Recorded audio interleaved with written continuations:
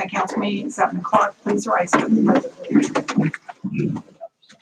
I pledge allegiance to the flag of the United States of America and to the republic for which it stands, one nation under God, indivisible, with liberty and justice for all. Okay, Wanda, let's start off with roll call, please. Steve Grizzly, Present. Mike Wright, Present. Frank Fuller, Present. Joe Palmer, Present. Megan Sheets, Clarence Worthing, Present. Eric Woods. Present. Okay, next on the agenda, we have the minutes from the November 8th regular meeting. I'll make a motion, we approve the minutes from our council meeting on November 8th. I'll second. Is there any questions, comments? Okay, roll call, please, Carol. Carol, whatever your name is. Steve Grizzly, Aye. Mike Wright, Aye. Frank Fuller, Aye. Joe Palmer, Aye. Megan Sheets, Aye. Clarence Worthing, Aye. Eric Woods. Aye. Okay, were there any public comments out there? Nothing? Okay. Next on the agenda, we have ordinance number 21-17 on third reading, an ordinance for additional appropriation of the ARP fund. I'll move to pass ordinance 21-17 on third and final reading. I'll second. Roll call, please. Steve Grizzly, Aye. Mike Wright, Aye. Frank Fuller, Aye. Joe Palmer, Aye. Megan Sheets, Aye. Clarence Worthing, Aye. Eric Woods. Aye.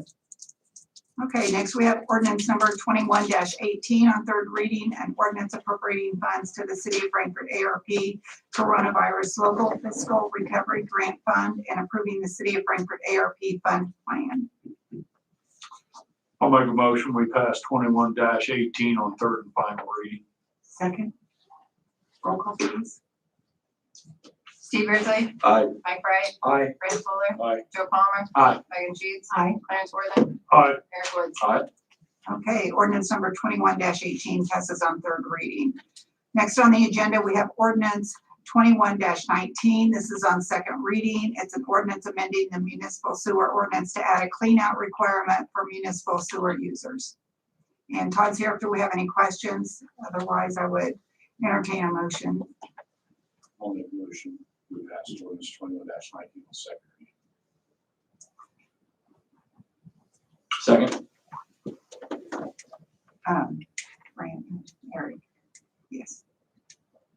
Steve Grizzly, Aye. Mike Wright, Aye. Frank Fuller, Aye. Joe Palmer, Aye. Megan Sheets, Aye. Clarence Worthing, Aye. Eric Woods. Aye. Okay, I've asked Les to talk to us for just a few minutes about resolution number 21-16 before we go ahead and make any motions on that.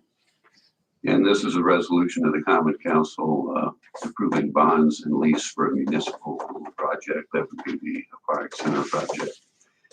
And as it relates on the first page there, the Frankfurt Redevelopment Authority this afternoon did approve the lease and the issuance of the bonds. And those would be in an amount not to exceed $10 million. And the purpose is to renovate the pool and aquatic center out there. The commission then, the redevelopment commission, met following the redevelopment authority and held a public hearing on its resolution approving the lease and found that it's reasonable in its terms. And so it now comes before the council for the council's approval. You'll see the amounts addressed again down there at the bottom of the first page in section 1 as to the $10 million not to exceed amount, and the amounts each year to pay the bond indebtedness not to exceed $1,550,000.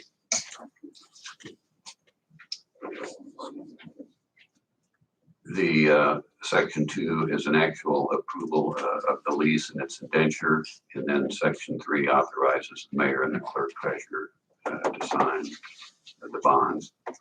The redevelopment commission also adopted a declaratory resolution amending the economic development plan that identifies the aquatic center as a project. And that will go before the Plan Commission for its approval.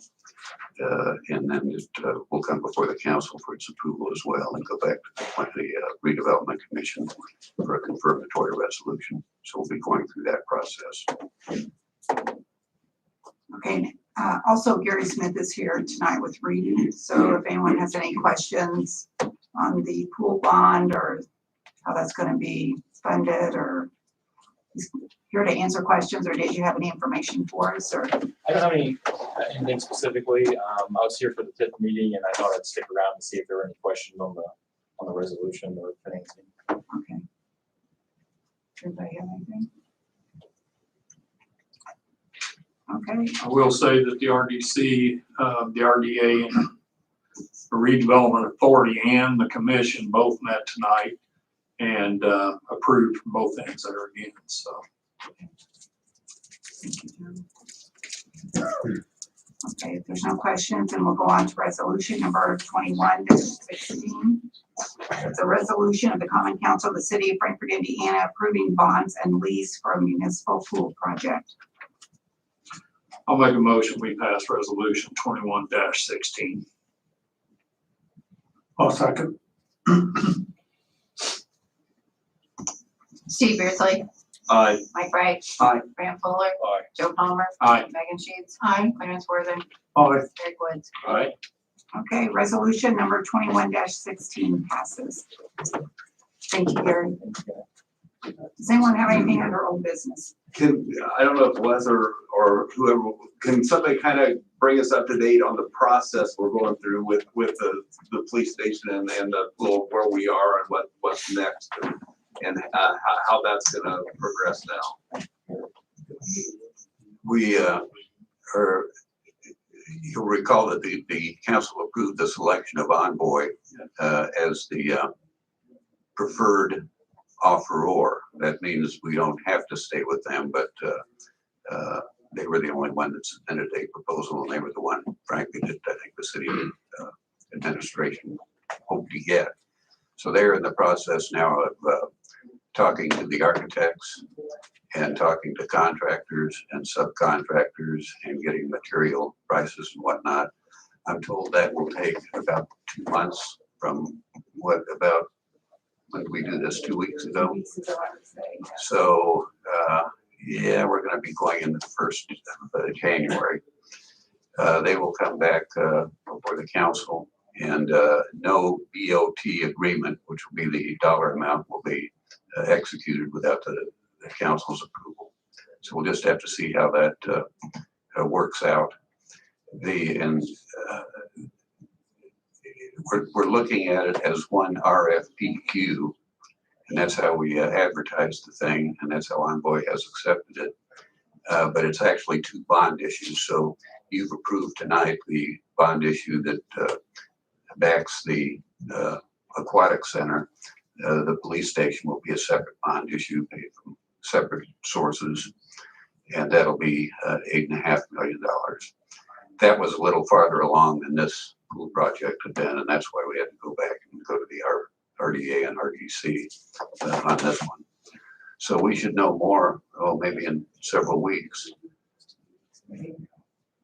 At what point will we know what?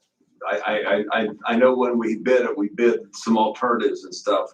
Which the ones of those might be underfunded that we can then go out and start looking for maybe sponsors to pick those up. I would think Envoy will be coming back to the city administration and going through those and seeing how we come out from a dollar standpoint. And we can certainly bring it back to the council to make that decision. Because it's at that point, I think all of us have different pet parts of it that we're hoping or can get done. And it's like, okay, who can we go out and make pleas to maybe fund those to still be able to get some of those that might be above what the total budget is. And the city established we called it an evaluation committee to go through what we thought would be several offers, but that evaluation committee is still there and can function to go through the process, as you suggest, Steve, of looking at these alternatives and making a recommendation to the council. Okay, thank you, Lester.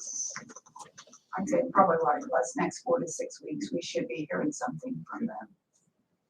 But like you said, tonight, we're just doing the bonds, for the pool, and then later we'll come back to the, police station bonds, correct? Yeah, okay. Okay, is there anything else anyone has? Okay, under new business, we have the utilities budgets. Todd Corey's here with us tonight to talk about those. Thanks for having us, everyone. I passed out the 2022 utility budget to everyone. Les, I left you on. I didn't know if you wanted a copy. And a lot of hard work went into these. They're different. Everybody's in the same format this year. Same thing. It took a while to get them to you guys. We went through the revenue through October this year, where before sometimes they got them to us through September, but we held off just to make sure our numbers were good and correct. The big change that was made from 21 to 22, 2021's budget was $43,249,407. 2022 is $46,712,982, difference of about $3.5 million. And a majority of that is because IMPA hit us with a very large rate increase for 22. So we had to make up that difference in there. But if anybody has any questions after you get some, if you're really bored, want to look through them sometime, have any questions, feel free to contact me. Been through them with fine tooth comb, and they're probably about the best budgets that's ever came out of the utilities at this point in time. We're pretty proud of them. Good job. Thank you. Just been working hard on it. We have. I know, I knew you have been. We have been. So Does anybody have any questions for Todd? Todd, I have a question to show my ignorance there. Looking through your budgets, I see a lot of green and then a lot of red over here on over budget, within budget, and Yes. under budget. Is that this year's? yes, that's where we're at for this year. But the way that it looks, Clarence, some of them are over a little bit, some are over more. But they will be at the end of the year when we get down and get the final numbers. Every department will come in under budget for this year. Okay, so you mean you have to transfer some money around? No, we won't be doing any transferring, any encumbrances or anything. We'll start with a clean slate in 2022. Okay, now, with the increase that you're saying, Yes. do we have that revenue coming in to cover that? Yes, because we have our tracker factor that is implemented every 4 months or every quarter. A new tracker factor is figured. And this year, when we went in for our January, February, and March tracker, they already had IMPA's numbers for where their price increase was going. So we're covered right at the beginning of the year with that tracker, and that's just a pass through. As our rates to us go up, the tracker follows that. For instance, or for a while, actually ever since we've done the rate study 5 years ago, we've been at a negative tracker. And this one now, in January, we'll implement a positive tracker of like 0.002 cents per kilowatt, something like that. It's very, very minimal. But that recoups our money, since we can't go back and do a rate study every time we get a rate increase from IMPA. Okay, so we're gonna be in good shape there, Yes, or at least we think so. electric's in really good shape. Okay, good. Electric's in good shape. So actually, they're all in pretty good shape. But we got some P's and Q's to watch and keep our pencil sharp. But we'll be all right. Okay. Is there any other questions? And like I mentioned, anybody has any questions after you look at them, feel free to contact me. We'll go through it and I'll have answers for you. Okay. Thank you, Todd. Thank you. Thank you, Mike, for your work in the Utility Service Board. Thanks, Todd. I think also Kent Brewer was very involved in, he's very much a numbers person, and he watches that like a hawk. Yes, he does. And he watches me too. Okay, thank you. Thanks. Does anyone have anything else for this evening or anything coming up? Jason, you have anything? No, ma'am. Roads or? Thought the meeting was good the other night. I thank all the council members who came and hopefully questions were answered. I haven't had any more complaints. Well, okay, maybe not. But okay, that's all I've got for the evening. So moved. Mayor, real quick, I'll just comment. We sent out an email regarding a work session this evening.